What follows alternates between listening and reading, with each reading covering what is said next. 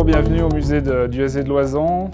C'est un musée de France et donc ici vous pouvez visiter et découvrir toute l'histoire de l'Alpe d'Huez depuis le Moyen-Âge jusqu'à nos jours.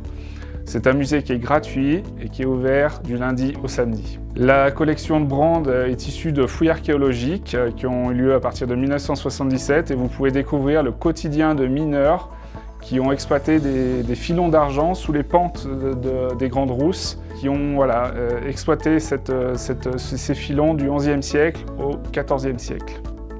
Nous allons avancer dans le temps et nous arrivons à la fin du XIXe siècle. Les femmes, notamment d'Huez, à partir des années 1890 jusqu'en 1914, confectionnent des couronnes mortuaires en perles de verre, également des gants issus de fabriques grenobloises. Les hommes, eux, quant à eux, d'Huez, partent l'hiver, tout l'hiver, en colportage, et notamment la spécialité d'Huez, c'était le colportage de lunettes.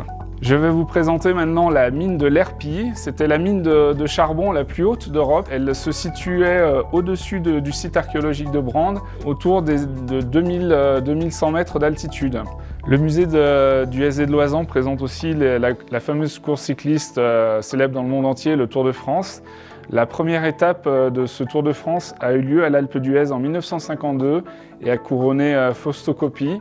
L'Alpe d'Huez, c'est aussi d'autres courses de vélo comme la Méga-Avalanche qui est une course de VTT, l'Alpe d'Huez qui est une course caritative néerlandaise qui se passe début juin, et puis également la Marmotte qui est la principale course cyclo-touriste de France. Le musée du SZ de Loizan, c'est aussi le ski et ses pionniers puisque cette pratique s'est développée à partir des années 1920-1930. Les pionniers partaient d'Huez en ski de randonnée et montaient à l'Alpe. On a bien évidemment des pionniers en termes de technique puisque Jean Pomagalski a créé le premier téléski sur la butte de l'Éclose à l'hiver 1935. Les origines du ski à l'Alpe d'Huez, c'est 1910 puisque Marie Muller, qui était l'institutrice d'Huez, initie ses élèves dans les rues du village sur des douves de tonneaux et on conserve au musée une paire en douve de tonneaux utilisée par ces enfants-là.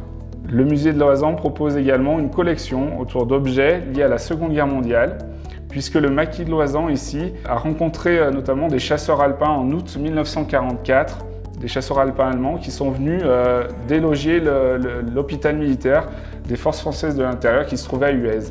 Et ces blessés de l'hôpital militaire sont montés en altitude avec le docteur Tissot qui a permis justement de sauver ces blessés de l'arrivée des Allemands à l'été 1944. Poussez les portes du musée de l'Alpe d'Huez, vous voyez que ce musée propose une très longue histoire depuis le Moyen-Âge jusqu'à nos jours. Vous pouvez venir au musée, il est gratuit et ouvert tous les jours de la semaine, matin et après-midi.